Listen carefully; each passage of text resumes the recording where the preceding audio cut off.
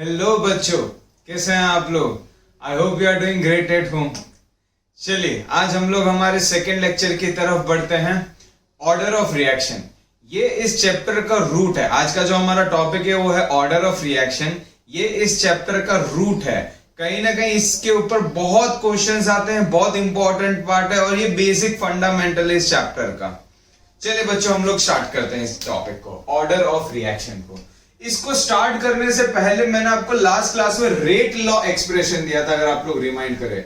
Rate law expression के अंदर rate is equal to K A to the power x B to the power Y.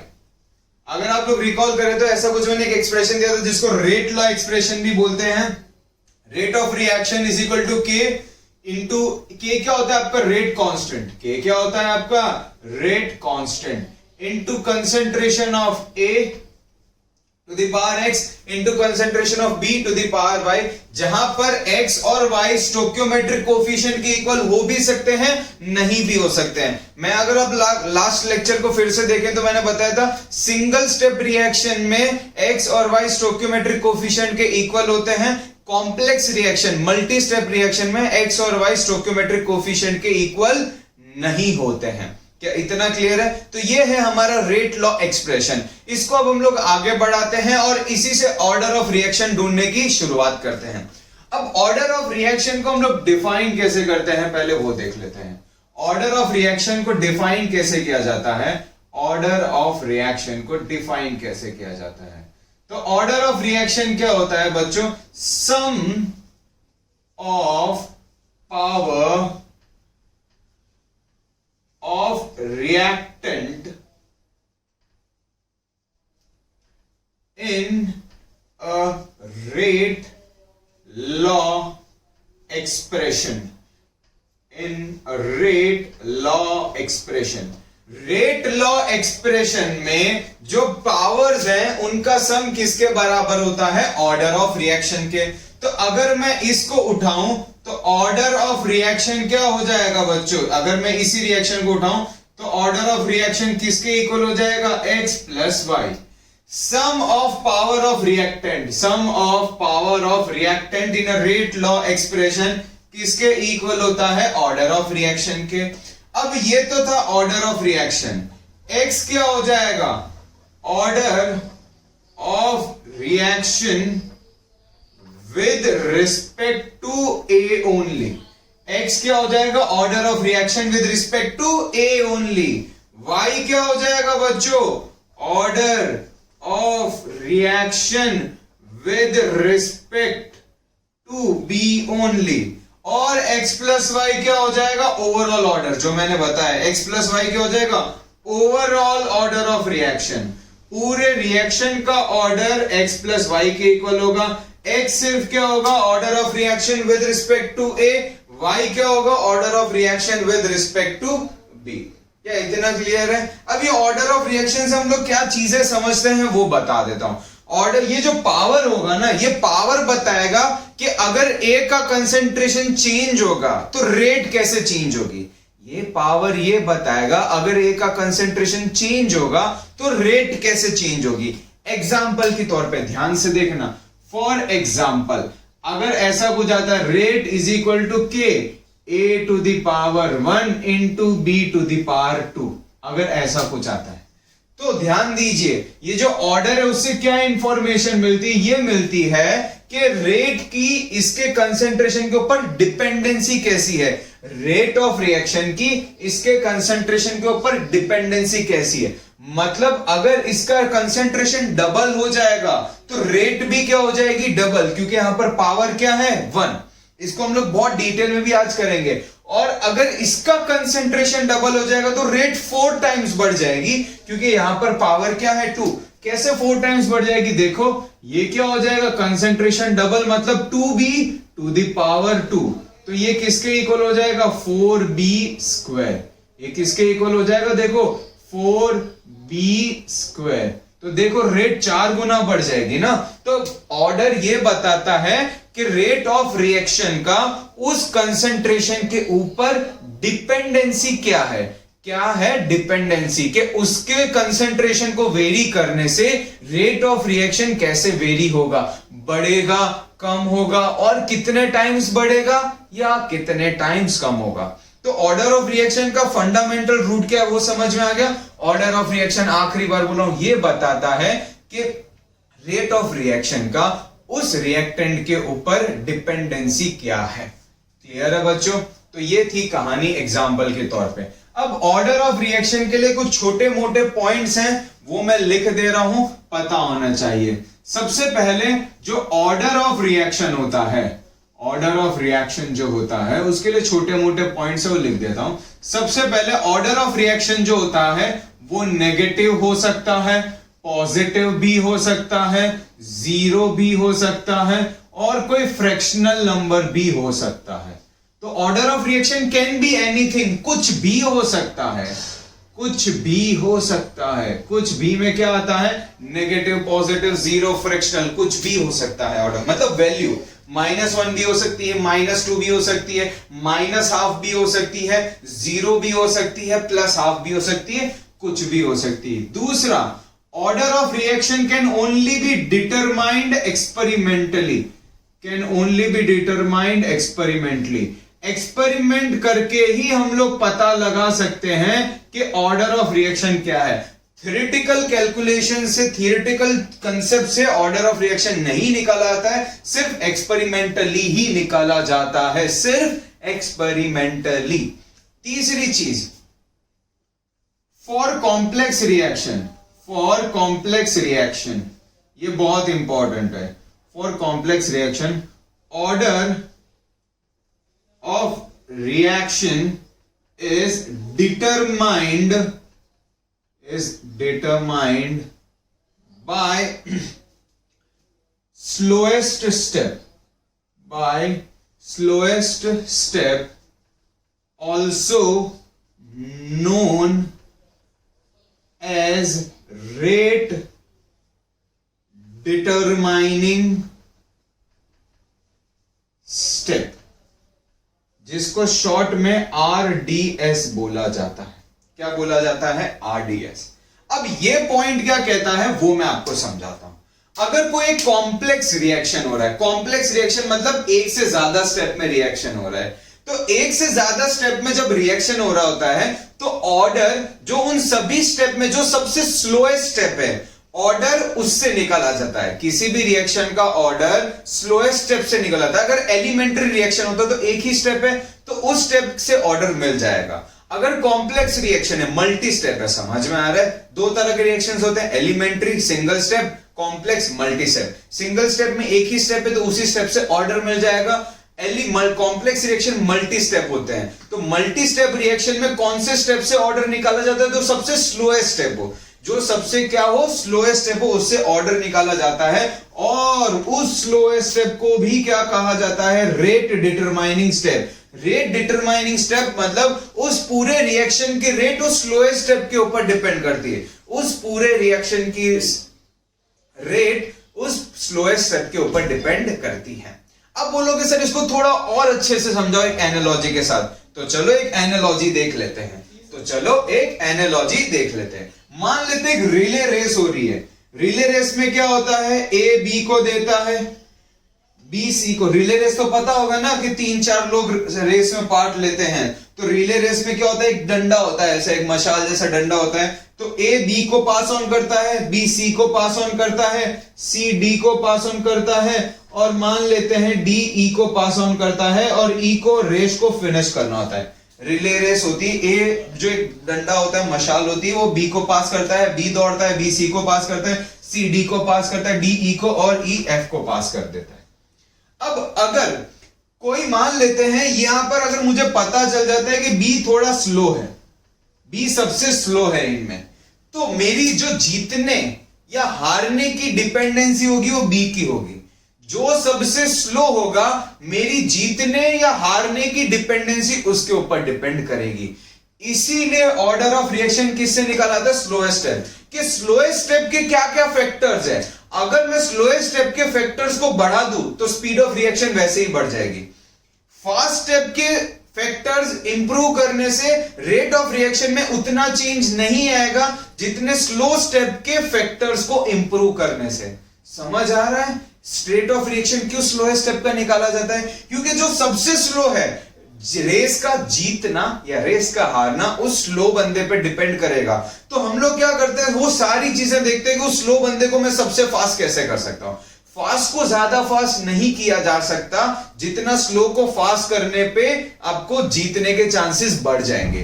Fast को fast करने से better है slow को fast करो ताकि जीतने के चांसेस बढ़ जाएं। सेम वही है यहां पर, जो भी स्लोएस्ट स्टेप है उसके फैक्टर्स को समझे जाते हैं और वो फैक्टर्स में क्या चेंजेस लाए जाते हैं ताकि उस स्लोएस्ट स्टेप की स्पीड बढ़ जाए, ताकि ओवरऑल रिएक्शन की भी स्पीड बढ़ जाए। ये भी तो देखो एक से ज्यादा स्टेप में हो रहा है। आई होप मैं आपको पहुंचा पाया हूंगा कि कॉम्प्लेक्स स्टेप में स्पीड कैसे बढ़ाते हैं, कॉम्प्लेक्स स्टेप में स्पीड कैसे बढ़ाते हैं, और कॉम्प्लेक्स स्टेप में स्लोएस्ट स्टेप को ही रेट डिटरमाइनिंग स्टेप क्यों कहा जाता है, क्योंकि पूरे रिएक्शन की रेट उस स्लोएस्ट स्टेप पे डिपेंड करती है। वो सबसे स्लो है तो उसमें क्या फैक्टर्स में चेंज लाए ताकि स्पीड बढ़ जाए। तो ये जो समझ आया ऑर्डर से क्या मतलब होता है, हम लोग ऑर्डर को क्यों समझते हैं, क्योंकि बहुत सारे दिन ब दिन रोज रिएक्शंस हो रहे होते हैं। तो अगर उस रिएक्शन का ऑर्डर पता होगा, फंडामेंटल्स पता होंगे, तो हमें वो सारे फैक्टर्स पता चल जाएंगे। अच्छा ये सबसे स्लोएस्ट स्टेप है, इस स्लोएस्ट स्टेप के फैक्टर्स को पहचानो, ताकि वो फैक्टर्स से हम लोग को पता चल पाए कि अच्छा ये फैक्टर्स या ये स्लोएस्ट स्टेप में इस फैक्टर को चेंज करूंगा तो स्पीड बहुत बढ़ जाएगी। क्या इतना समझ में आ रहा है? हाँ या ना? अरे बोलो तो सही, जल्दी से इसको लिख लो, जल्दी से।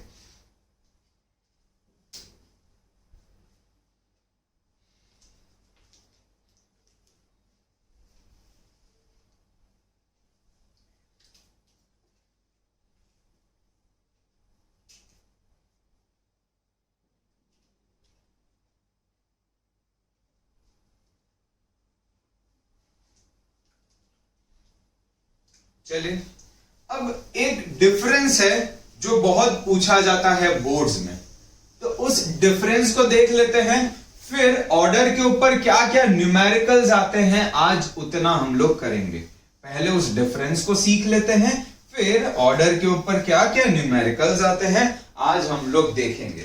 तो जो हम लोग जिसके बीच में डिफरेंस लिख रहे हैं वो है difference between order and molecularity. Order and molecularity. अब पहले दोनों की डेफिनेशन समझा देता हूं, डेफिनेशन समझ जाओगे तो वैसे भी चीजें हो जाएगी।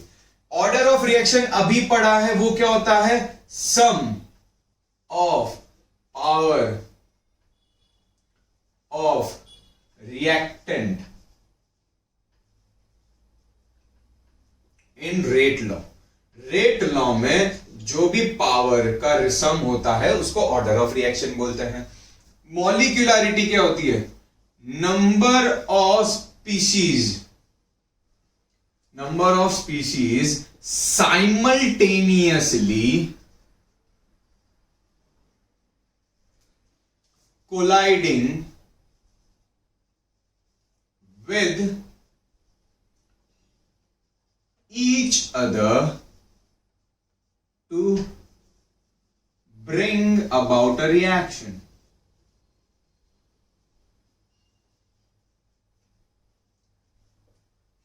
ठीक है, मॉलिक्यूलरिटी क्या होती है कि अगर एक रिएक्शन हो रहा है तो एक रिएक्शन में उस इंस्टेंट पे कितने मॉलिक्यूल्स एक समय, मैंने आपको बताया था रिएक्शन का होने का मतलब क्या होता है, रिएक्टेंट्स आपस में कोलाइड करते हैं ताकि क्या बने, प्रोडक्ट। तो जितने मॉलिक्यूल्स एक इंस्टेंट पे या जितने स्पीशीज एक इंस्टेंट पे एक साथ कोलाइड कर रहे हैं उससे पता चलती है मॉलिक्यूलरिटी। अगर दो मॉलिक्यूल्स एक साथ कोलाइड कर रहे हैं तो मॉलिक्यूलरिटी 2, 3 कोलाइड कर रहे हैं मॉलिक्यूलरिटी 3, 4 कोलाइड कर रहे हैं मॉलिक्यूलरिटी 4। हालांकि 4 मॉलिक्यूल्स एक साथ कोलाइड करना बहुत डिफिकल्ट बात है क्योंकि मॉलिक्यूल स्फीयर्स के फॉर्म में होते हैं। ऐसे सोचो एक इंस्टेंट पे चारों स्फीयर एक दूसरे के साथ कोलाइड कर रहे हैं और वो एक दूसरे के साथ ज्वाइंट भी हैं, अटैच मतलब एक दूसरे के साथ कोलाइड कर रहे हैं। तो 4 स्फीयर का एक साथ एक दूसरे के साथ कोलाइड करना ये रेयर फिनोमेना है। क्या इतना समझ में आ रहा है? इसीलिए ध्यान रखना मॉलिक्यूलरिटी या ऑर्डर 3 से ज्यादा नहीं होता है, ना के बराबर ऐसे रिएक्शंस हैं कि मॉलिक्यूलरिटी या ऑर्डर 3 से ज्यादा होता है, क्योंकि 3 मॉलिक्यूल्स का एक साथ आपस में एक ही 3 से ज्यादा मॉलिक्यूल्स का एक साथ आपस में एक ही इंस्टेंट पे कोलाइड करना बहुत रेयर पॉसिबल फिनोमिना है, क्योंकि वो स्फीयर्स के फॉर्म में होते हैं। ऐसे बड़े बड़े स्फीयर्स, सोचो 4 टेनिस बॉल एक साथ एक दूसरे के साथ कोलाइड कर रही है, ताकि वो एक दूसरे के साथ कोलाइड कर रही है, वो पॉसिबल नहीं है। हाँ, एक दो के साथ हो सकता है, वो तीसरा उस दो के साथ हो सकता है, बट चारों एक दूसरे के साथ नहीं हो सकता। चारों बॉल्स एक दूसरे के साथ कोलाइड करे, वो रेयर पॉसिबल फिनोमिना है।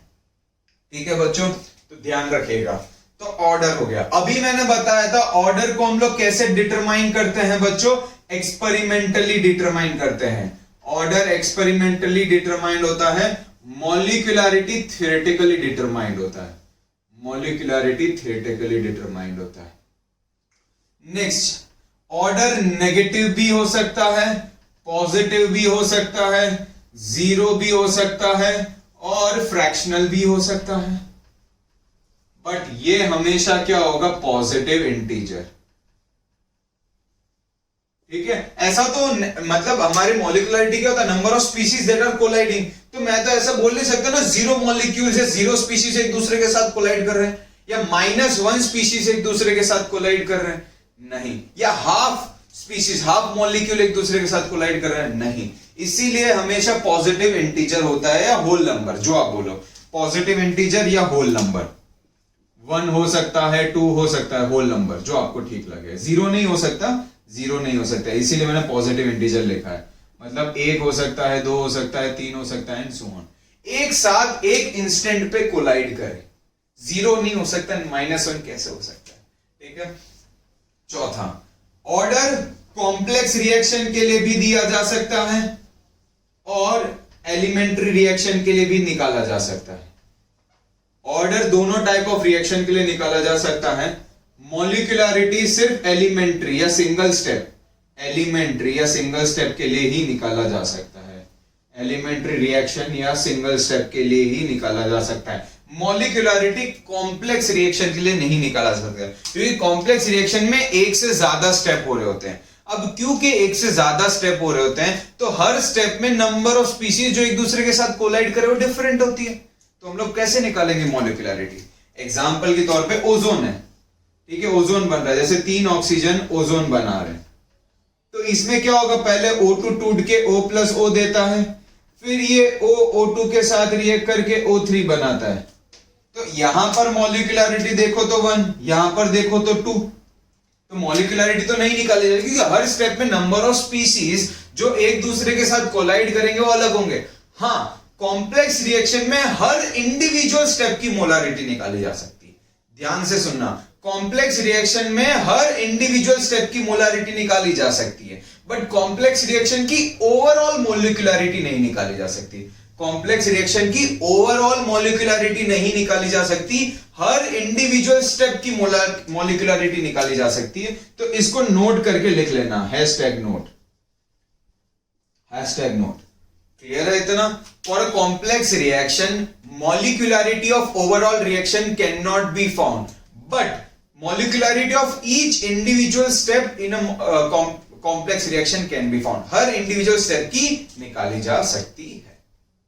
क्लियर है? और ध्यान रखिएगा, हर इंडिविजुअल स्टेप में जितने भी रिएक्टेंट्स पार्ट ले रहे हैं वो उसकी मॉलिक्यूलरिटी हो जाएगी। हर इंडिविजुअल स्टेप में जितने भी रिएक्टेंट्स पार्ट ले रहे हैं वो उसकी मॉलिक्यूलरिटी हो जाएगी। जल्दी से इतना लिख लीजिए।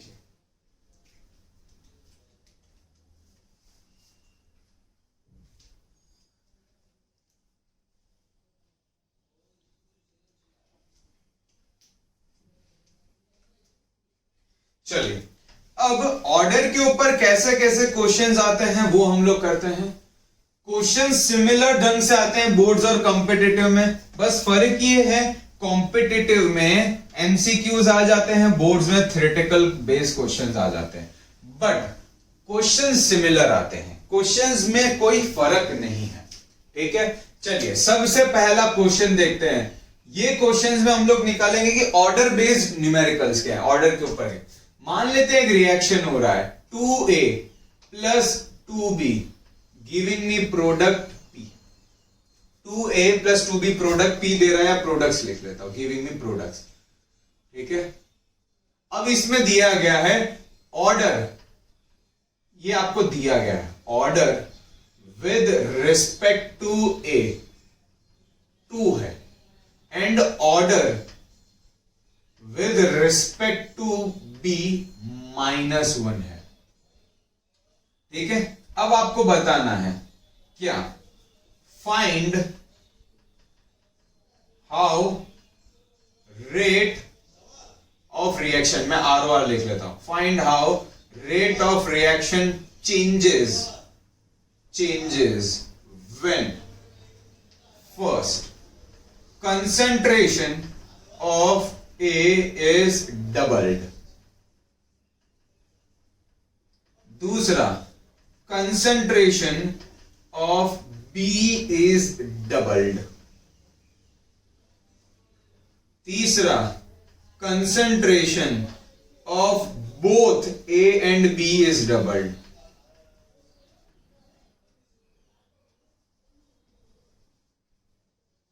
ठीक है। चौथा concentration of A is halved, पांचवा वॉल्यूम ऑफ वेसल या volume of vessel is doubled, या वॉल्यूम इज डबल्ड, सिर्फ इतना लिखो ना, अच्छा रहेगा, वॉल्यूम इज डबल्ड। तो ये है 5 चीजें जिसके ऊपर आपको बताना है कि रेट ऑफ रिएक्शन कैसे चेंज होगा, आपको बताना है रेट ऑफ रिएक्शन कैसे चेंज होगा। ठीक है, अब कैसे क्वेश्चंस को अटेम्प्ट करेंगे, शुरुआत करेंगे, वो देख लेते हैं। पहले इनको देखते हुए हम लोग रेट लॉ लिख लेते हैं। तो रेट लॉ क्या हो जाएगा, rate is equal to K A to the power 2 into B to the power -1, क्या हो जाएगा, a टू द पावर 2। याद है रेट लॉ क्या होता है, r is equal to K a to the power x b to the power y, x होता है order with respect to a, y होता है order with respect to b, तो a to the power 2 b to the power -1। तो ये हमारी rate आ गई। ठीक है, अब कंपेयर करना स्टार्ट करते हैं कि a का कंसंट्रेशन डबल हो रहा है, तो मैं मान लेता हूं ये R1 है, कि रेट कांस्टेंट कभी भी चेंज नहीं होता, आपको पता है इसके फैक्टर्स क्या हैं, टेम्परेचर, स्टोइकियोमेट्रिक कोफिशिएंट वगैरह वगैरह। कंसंट्रेशन के ऊपर कांस्टेंट डिपेंड नहीं करता, तो 2a हो जाएगा टू द पावर 2, और b का तो सेम रह रहा है कंसंट्रेशन। अब आपको क्या करना होता है, यहां पर R1 और R का रेशियो लेना होता है। तो देखो k से k तो कट गया, k से k कट गया, यहां पर 2a का स्क्वायर क्या हो जाएगा, 4 टाइम्स a का square into b to the power -1, नीचे क्या हो जाएगा, यही a का square into b to the power -1। इसको काट देते हैं तो रेट कितने टाइम्स बढ़ जाएगा, 4 टाइम्स। देखो R1 किसके बराबर हो जाएगा, 4 टाइम्स R। अगर मैं इसको भेजता हूं तो R1 क्या हो जाएगा, 4 टाइम्स R। तो पहला कंसंट्रेशन ऑफ A को डबल करना है, तो A की जगह मैंने क्या लिख दिया, 2 है, उसका कंसंट्रेशन डबल हो गया, और उसके लिए एक नया रेट इक्वेशन बना दिया और इन दोनों का रेशियो ले लिया, उससे पता चल गया कि कितने टाइम्स बढ़ रहा है। तो ये होता है A। दूसरा, rate of B is doubled, तो R2 लिख लेता हूं, वो क्या हो जाएगा, K a to the power 2, b का डबल कर रहे हैं तो ये हो जाएगा 2b टू द पावर -1। अब फिर R2 और R का रेशियो ले लेते हैं, R2 बाय R, K और K तो कट जाएगा, K सिर्फ किसके ऊपर डिपेंड करता है, 4 फैक्टर्स मैंने आपको लास्ट क्लास में बताया था, कैटलिस्ट, टेम्परेचर, स्टोइकियोमेट्रिक कोफिशिएंट और चौथा नेचर ऑफ रिएक्टेंट। कंसंट्रेशन के ऊपर K डिपेंड नहीं करता है, R2 बाय R, K से K कट, देखो A का स्क्वायर है यहां पर और यहां पर है 2, बाहर निकाल लेता हूं मैं, 2b इनवर्स, 2b का इनवर्स अपॉन ये जो क्या है R से ही कंपेयर करना है क्योंकि इसके रिस्पेक्ट में चेंज कर रहे हैं ना हम लोग। तो देखो A का स्क्वायर बी का इनवर्स। तो ए का स्क्वायर कट गया। अब ध्यान देना, मैं इसको फिर से लिखता हूं, R two by R, two B का इनवर्स मतलब 1/2b, और ये b का इनवर्स मतलब ऊपर चला जाएगा b। 2b का इनवर्स मतलब 1/2b, और b का इनवर्स मतलब 1/b, तो ऊपर चला गया b। तो यहां से देखो b से b कट हो गया, तो R2 क्या हो गया, देखो R/2, इस R को यहां भेजा तो R2 क्या हो गया, देखो R/2।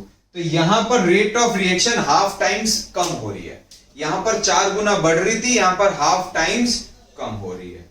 समझ आया कि B के डबल होने पे क्या इफेक्ट होगा, कैसे करना है वो समझ आ रहा है ना, थोड़ा थोड़ा। एक रेट लॉ लिख दी, अब अलग अलग रेट लिख रहे हैं according to the given situations.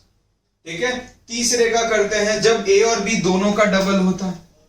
तीसरे का करते हैं जब A और B दोनों का डबल होता है।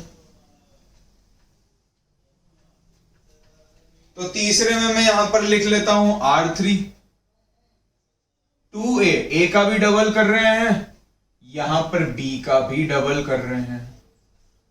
ठीक है, A का भी कंसंट्रेशन डबल कर रहे हैं, B का भी डबल। अब रेशियो ले लेते हैं अगेन R3/R, K से K तो कट, 2A का स्क्वायर में 2 बाहर आ जाएगा तो 4A का स्क्वायर, 2B इनवर्स मतलब नीचे पहुंच गया, हाँ या ना, या फिर चलो अलग लिख लेंगे, सेकेंड स्टेप में लिख लेंगे 2B इनवर्स अपॉन A का स्क्वायर इंटू B का इनवर्स। A स्क्वायर से A स्क्वायर कट, तो ये बचा 4 इंटू 2B इनवर्स मतलब 1/2B। B इनवर्स मतलब ऊपर जाएगा, B इनवर्स मतलब 1/B, तो B ऊपर चला गया, ये B से ये B कैंसिल, ये 2 से ये कैंसिल, तो 2। तो देखो R3/R किसके बराबर आ गया, 2, मतलब rate of third case will be 2 times R। Rate of reaction यहां पर 2 गुना बढ़ जाएगी जब A और B दोनों का कंसेंट्रेशन डबल करेंगे। तो बस आपको क्या करना है, रेट लॉ हर किसी के लिए जो चेंजेस बोले हैं वो लिखने हैं और कंपेयर करते चलना है। चौथा कर लेते हैं, concentration of A is halved, A का कंसेंट्रेशन हाफ कर रहे हैं। Concentration of A is halved, तो देखो R4, A का कंसेंट्रेशन हाफ करने का मतलब है A/2 का स्क्वायर इंटू B का इनवर्स। अब रेशियो लेंगे तो देखो R4/R, K से K कट, तो यहां पर क्या हो जाएगा, A का स्क्वायर बाय 2 का स्क्वायर तो 4। ठीक है, इंटू B इनवर्स तो कट जाएगा जब रेशियो लूंगा क्योंकि कोई चेंज नहीं आ रहा है। ठीक है, अब यहां पर नीचे क्या आ जाएगा, R में सिर्फ A का स्क्वायर, तो A का स्क्वायर कट, तो यहां पर आया 1/4।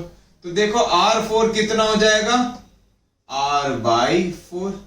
तो जब A का कंसेंट्रेशन हाफ करेंगे तो रेट ऑफ रिएक्शन 1/4 टाइम्स कम होगी, जब A का कंसेंट्रेशन हाफ करेंगे तो रेट ऑफ रिएक्शन 1/4 टाइम्स कम होगी। ठीक है, क्लियर है। पांचवा केस कर लेते हैं, वॉल्यूम को जब डबल करते हैं। वॉल्यूम को जब डबल करते हैं तो अब बच्चों ध्यान से सुनना, वॉल्यूम को डबल करने का मतलब है कंसेंट्रेशन A और B दोनों का हाफ होना। कंसेंट्रेशन क्या होता है, कंसेंट्रेशन क्या होता है, number of moles by volume. जब वॉल्यूम डबल हो जा रहा है तो कंसेंट्रेशन दोनों का क्या हो जाएगा, हाफ। पूरे सिस्टम का वॉल्यूम डबल कर रहे हैं ना, तो A और B दोनों का कंसेंट्रेशन क्या हो जाएगा, हाफ। वॉल्यूम का डबल करने का मतलब है, तो R5 क्या हो जाएगा बच्चों, K इंटू A/2 का स्क्वायर B/2 का इनवर्स। और देखो रेशियो ले लेते हैं तो R5/R, तो K से K तो कट, यहां पर आ गया A का स्क्वायर बाई 2 का स्क्वायर तो 4 इंटू B/2 का इनवर्स, तो 2 ऊपर और B नीचे। B/2 का इनवर्स तो ये उल्टा हो जाएगा ना, 2 ऊपर B नीचे, होल डिवाइडेड बाय दिस ए का स्क्वायर, बी का इनवर्स मतलब 1/b। तो देखो ए के स्क्वायर से ए का स्क्वायर कट, बी से बी कट, 2 1 जा 2 2 जा। तो देखो R5 बाय R क्या आ गया 1/2। तो 5/5 केस में रेट कितने टाइम्स कम, हाफ हो जाएगी, 2 टाइम्स कम हो जाएगी, हाफ हो जाएगी रेट। देखिए क्या इतना क्लियर हो? अच्छे से इन चीजों को नोट डाउन कर लो जल्दी से।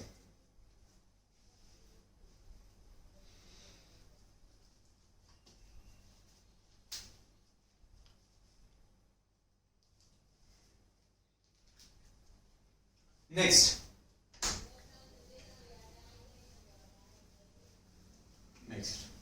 ऑर्डर पे ऊपर एक और क्वेश्चन,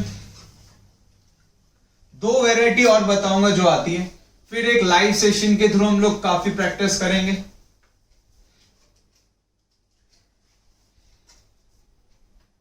नेक्स्ट एक रिएक्शन हो रहा है 2A + 3B, मुझे दे रहा है प्रोडक्ट, P लिख लो या प्रोडक्ट लिख लो। यहां पर ऐसा कहा गया है rate of reaction gets doubled when concentration of A gets doubled। जब A का कंसंट्रेशन डबल करते हैं तो रेट ऑफ रिएक्शन डबल हो जाता है। दूसरा इंफॉर्मेशन दी हुई है, rate of reaction gets 8 times when concentration of both A and B is doubled। ठीक है, find order of reaction, find order of reaction. क्या इतना समझ में आया कि सिर्फ ए का रेट, ए का कंसंट्रेशन डबल करे तो रेट 2 गुना हो रहा है, दोनों का डबल करें 8 हो रहा है, तो ऑर्डर निकालो। तो एक काम करते हैं, इसका रेट लॉ एक्सप्रेशन लिख लेते हैं, rate is equal to K A to the power X into B to the power Y. Order of reaction निकालने का मतलब है एक्स और वाई की वैल्यू निकालना, और एक्स और वाई की वैल्यू मिल गई तो एक्स प्लस वाई कर देंगे तो ऑर्डर ऑफ रिएक्शन मिल जाएगा। x प्लस वाई कर देंगे तो क्या मिल जाएगा, ऑर्डर ऑफ रिएक्शन। तो x और y कैसे निकालेंगे, तो इन दोनों को यूज करके। पहले में क्या है, रेट 1 कितना हो रहा है 2 टाइम्स रेट। ठीक है, रेट 1 2 गुना बढ़ रही, rate of reaction gets double, 2 times rate. कब, जब A का कंसंट्रेशन डबल कर रहे हैं, जब A का कंसंट्रेशन क्या कर रहे हैं, डबल। ठीक है, तो मान लेते हैं ये इक्वेशन 1 है, ये इक्वेशन 2 है, 2A to the power x b to the power y। अब इन दोनों का रेशियो ले लेते हैं, दिस अपॉन दिस, तो देखो 2 बचेगा, 2r by r is equal to 2, k से k कैंसल, ऊपर आएगा 2A to the power x, नीचे आएगा a to the power x, ऊपर आएगा b to the power y, नीचे भी आएगा b to the power y।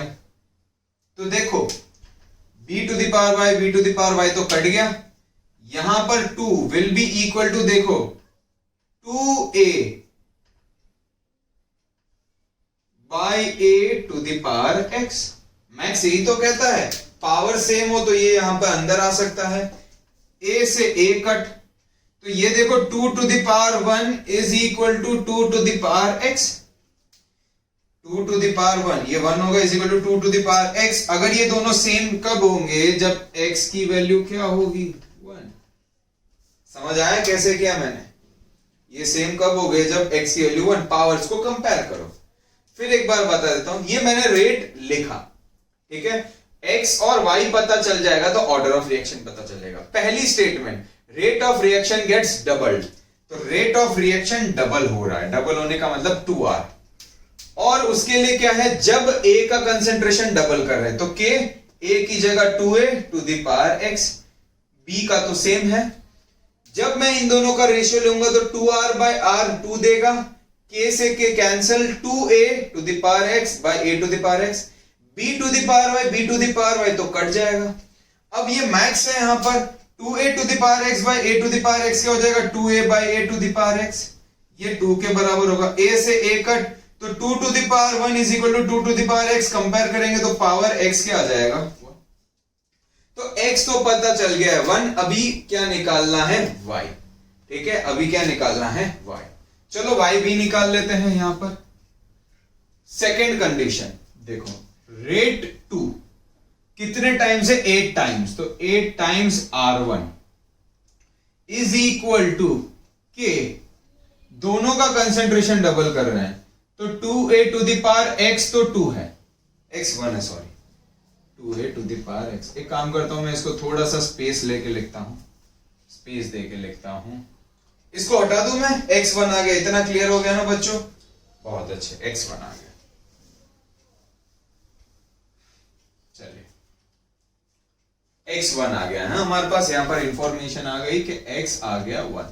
अब इसी को सॉल्व करता हूं। सेकेंड केस, r2 कितने टाइम्स बढ़ रहा है 8 टाइम्स r, वो किसके इक्वल हो जाएगा k इंटू 2a, a और b दोनों को डबल करो, x1 आ चुका है, इंटू b को भी डबल कर रहे हैं तो 2b और y निकाल, कंपेयर करेंगे इन दोनों को तो 8r बाय r, रेशियो लेंगे 8r बाय r तो 8, k से k कट, यहां पर हो जाएगा 2a टू द पावर 1 और ये a टू द पावर 1 क्योंकि x1 आ चुका है,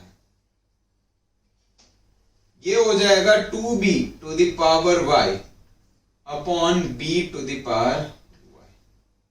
तो यहां से a तो कट, क्या बचा 2, यहां पर 8, 2 1 जा 2 4 इंटू 2b बाई b, तो ये क्या हो जाएगा देखो 2b by b to the power y, तो b से b कट, यहां पर देखो 4, चलो ये काम करता हूं यहां पे कर लेता हूं, यहां पर क्या बचा 4 इज इक्वल टू, यहां पर क्या बच रहा था 2 टू द पावर y, 4 मतलब 2 to the power 2 is equal to 2 to the power y, तो कंपेयर करने पर देखो y आ गया 2, तो x1 आया, y आ गया 2। तो ऑर्डर ऑफ रिएक्शन क्या होता है, ऑर्डर क्या होता है, ऑर्डर ये x plus y 1 plus 2 which is equal to, समझ आया, 8, इन दोनों का रेशियो लिया था 8r बाय r, 8 2a और ये है a, क्लियर है, 2a टू द पावर 1 और ये x1 पता चली गया a टू द पावर 1, ये क्या होगा 2b to the power y b to the power y, तो a कट 2 टू द पावर 1 2 2 8 तो 4, 2b बाई b, तो मैंने 2b बाई b क्योंकि पावर सेम है तो हम लोग लिख सकते हैं, तो यहां पर बचा 4, यहां पर बचा 2 टू द पावर y, 4 को मैं 2 टू द पावर 2 लिख सकता हूं, दोनों को कंपेयर करेंगे y आ जाएगा, अच्छे से लिख लो।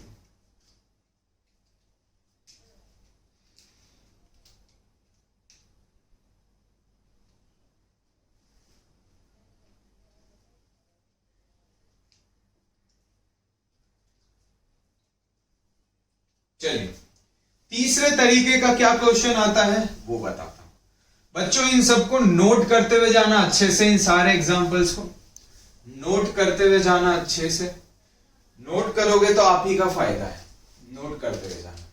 तीसरे तरीके का क्या क्वेश्चन आता है वो देखो, ऐसा दिया हुआ होगा a का कंसेंट्रेशन, चलो ऐसा दिया होगा कुछ भी 2a प्लस 3b, मान लेते प्रोडक्ट, कुछ भी दे सकते हैं, उसके बाद जो डेटा गया होगा a का कंसेंट्रेशन, ठीक है, थोड़ा स्पेस लेके लिख लेता हूं, b का कंसेंट्रेशन और यहां पर देंगे रेट ऑफ रिएक्शन, मान लेते हैं इसका कंसेंट्रेशन दिया होगा 0.1 और रेट बोला क्या होगा 1 इंटू 10 टू द पावर -2, ठीक है। अब क्या एक और वैल्यूज, ये डेटा टेबल दिया जाएगा, ये 0.2, ये 0.1, यहां पर ये दिया होगा 4 इंटू 10 टू द पावर -2, अब ये दिया हो गया 0.1, ये दिया होगा मान लेते 0.2 और यहां पर दिया होगा 5 इंटू 10 टू द पावर -3, ये ऐसा कुछ डेटा दिया गया होगा। और आपको बोला जाएगा find order of reaction, find order of reaction. ठीक है, कैसे? तो कैसे करेंगे देखिए, सबसे पहले रेट लॉ लिख लेते हैं। तो रेट लॉ क्या कहता है, R will be equal to K A to the power X into B to the power Y। R will be equal to K A to the power X into B to the power Y। Order निकालने के लिए हमें क्या क्या निकालना है, X और Y। ठीक है, अब ये जो डेटा गिवन है ना, इसको यूज करेंगे। मान लेते हैं R1 है, मान लेते हैं ये R2 है, मान लेते हैं ये R3 है। तो सबसे पहले R1 लिख लेता हूं। तो R1 क्या हो जाएगा, वैल्यू लिख लेता हूं, चलो R1 की वैल्यू लिख लेता हूं, दिया हुआ है 10 to the power -2 will be equal to K, A मतलब 0.1 टू द पावर X और 0.1 to the power Y। R2 लिख लेता हूं, कितना दिया हुआ है 4 into 10 to the power -2 will be equal to K 0.2 to the power X into 0.1 to the power Y। क्या करो, इन दोनों का रेशियो लो। सबसे पहले इन दोनों का रेशियो, तो रेशियो लेंगे तो देखो यहां पर सिर्फ 4 बचेगा, 10 to the power 2 10 to the power -2 कट हो जाएगा, यहां पर K और K कट हो जाएगा, तो यहां पर क्या मिलेगा देखो 0.2 टू द पावर X और यहां पर मिलेगा 0.1 टू द पावर X। और देखो ये और ये भी कट हो जाएगा, ये और ये भी कट हो जाएगा, पावर भी सेम वैल्यू भी सेम। देखो ये किसके बराबर हो जाएगा, ये हो जाएगा ऐसा कुछ 0.2 by 0.1 to the power X। तो अगर देखो ये 1 जा होगा तो ये होगा 2, तो मेरे लिए यहां पर क्या बचा देखो 4, तो 4 हो जाएगा 2 टू द पावर 2 और इस तरफ क्या बचा 2 टू द पावर X। तो देखो X की वैल्यू आ गई 2, तो order with respect to A आ गया 2। ठीक है, ऑर्डर विद रिस्पेक्ट टू अब Y निकाल लेते हैं। थर्ड इक्वेशन, थर्ड की रेट लिख लेते हैं। तो ये हो गया था, मान लेते हैं R1, ये हो गया था R2, तो अब यहां पर लिख लेते हैं R3। थर्ड क्या हो जाएगा, थर्ड की वैल्यू कितनी है 5 into 10 to the power -3 will be equal to K into 0.1 to the power X 0.2 to the power Y। अब अगेन R1 और R3 में रेशियो निकालते हैं। जब R1 और R3 में रेशियो निकालेंगे तो देखो R3 बाय R1 करूंगा तो यहां पर आ जाएगा 5 इंटू 10 टू द पावर -3, नीचे आ जाएगा 10 to the power -2, R3 bye R1। यहां पर K से K कट, 0.1x से 0.1x कट, बचेगा क्या यहां पर 0.2 टू द पावर Y और यहां पर बचेगा 0.1 टू द पावर Y। इसको अगर आप देखो तो ऐसा भी लिख सकते हो 0.2 0.1 टू द पावर Y। तो ये देखो ये हो गया 2, ये देखो ये क्या बनता है, ये ऐसा कुछ है, ध्यान देना। ये इसको अगर मैं 10 टू द पावर -3 करता हूं इसको, तो ये ऐसा भी लिख सकता हूं मैं 10 into 10 to the power -3। 10 to the power -2 को मैं 10 इंटू 10 टू द पावर -3 लिख सकता हूं, हाँ है ना। 10 टू द पावर -3 कट, 5 1 जा 5 2 जा, तो यहां पर क्या बचा देखो 1/2 is equal to 2 to the power Y। 1/2 को मैं लिख सकता हूं 2 to the power -1 is equal to 2 to the power Y। तो इसको सॉल्व करने पर देखो Y आ रहा है -1। तो order with respect to X2, order with respect to Y -1, तो X प्लस Y क्या हो जाएगा 2 -1, तो आंसर आ जाएगा 1। तो ऑर्डर ऑफ रिएक्शन समझ आया। एक बार फिर बता देता हूं कैसे करना है। वैल्यूज लिखते हैं ना, रेट लॉ एक्सप्रेशन जनरल लिख दिया, X और Y निकालना है। इसकी वैल्यू लिखी R1, वैल्यूज R2 और R3 भी लिख सकते हो। मेरे पास स्पेस कम थी इसीलिए मैंने बाद में लिखा। एक बार इन दोनों को कंपेयर कर रहे हो तो यहां पर A का चेंज हो रहा है देखो, तो यहां पर जो रेट मिलेगी, ऑर्डर मिलेगा, वो A का मिल जाएगा। और जब इन दोनों को कंपेयर करोगे तो देखो A सेम है, B का चेंज हो रहा है, तो B के रिस्पेक्ट में इससे ऑर्डर मिल जाएगा। समझ आया, यहां पर A का चेंज हो रहा है, B सेम रह रहा है, तो यहां पर जो रेट ऑफ रिएक्शन चेंज हो रही होगी सिर्फ A की वजह से होगी, क्योंकि B का कंसेंट्रेशन सेम रह रहा है। तो यहां पर जो ऑर्डर मिल जाएगा वो A के रिस्पेक्ट में मिल जाएगा। और यहां पर ए का कंसेंट्रेशन सेम रह रहा है, बी का चेंज हो रहा है, तो यहां पर आपको बी के रिस्पेक्ट में ऑर्डर मिल जाएगा। काफी क्वेश्चंस करेंगे इसके ऊपर रिदम में आने के लिए। जल्दी से इतना लिख लीजिए बच्चों, जल्दी से लिख लीजिए, स्क्रीनशॉट ले लीजिए। आज मुझे एक छोटा सा टॉपिक और कराना है, बहुत ही छोटा सा है, उसके बाद हमारी कहानी वाइंड अप हो जाएगी।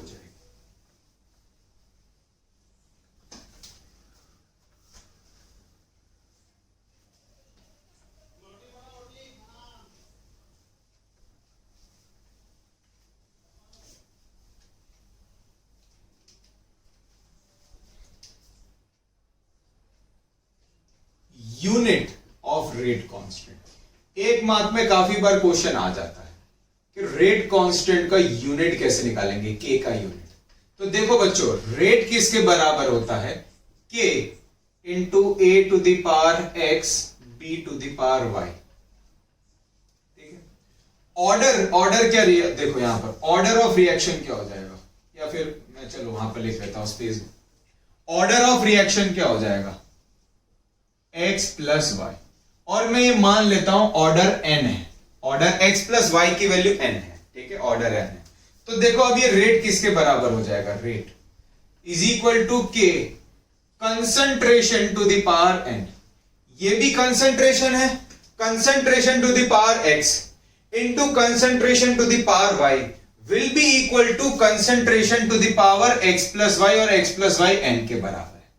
ऑर्डर n दिया होगा, n is overall order of reaction. तो मैं ऐसा लिख सकता हूं a का यूनिट भी कंसंट्रेशन होगा, क्योंकि अब कंसंट्रेशन मतलब मोलारिटी, a का यूनिट भी कंसंट्रेशन, b का यूनिट भी कंसंट्रेशन, तो concentration to the power x into concentration to the power y। अब चाहो तो मैं चलो पूरा लिख लेता हूं, k कंसंट्रेशन जो इसका यूनिट होगा x into concentration to the power y, ये हो जाएगा k concentration to the power x plus y, और इसको मैं n लिख सकता हूं, k into concentration to the power n।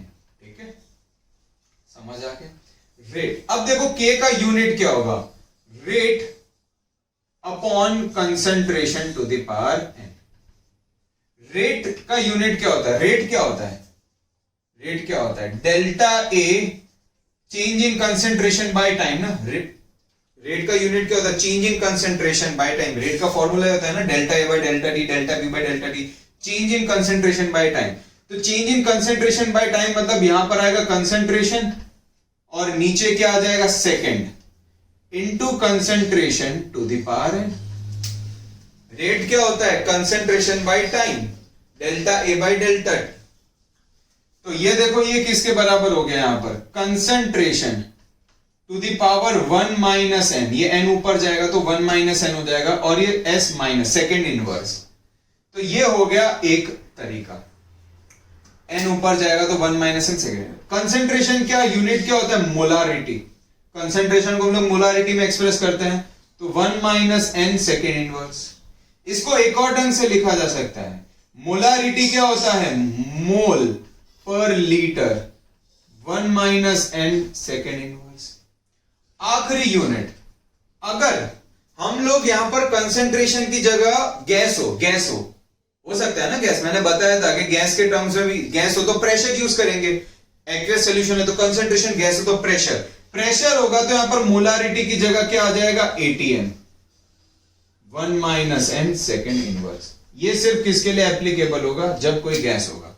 Gas का जब प्रेशर मेजर करेंगे तो मोलारिटी की जगह क्या यूज करेंगे हम लोग, प्रेशर का यूनिट ATM हो गया, बार हो गया, कोई भी एक यूज कर लो। क्लियर है, ATM हो गया, बार हो गया, कोई भी एक यूज कर लो, तो आपके पास ये यूनिट है। तो ऐसे हम लोग K का यूनिट निकाल सकते हैं अलग अलग रिएक्शन ऑर्डर के लिए। अगर ऑर्डर 1 हो तो N1 रख लो, ऑर्डर 2 हो तो N2 रख लो, ऑर्डर 3 है तो N3 रख लो, ऑर्डर 0 है तो N0 रख लो, ऑर्डर हाफ है तो N हाफ रख लो। क्लियर है, this is all for today. Next class से हम लोग 0 फर्स्ट ऑर्डर के बारे में पढ़ेंगे पूरे डेप्थ तक। Thank you.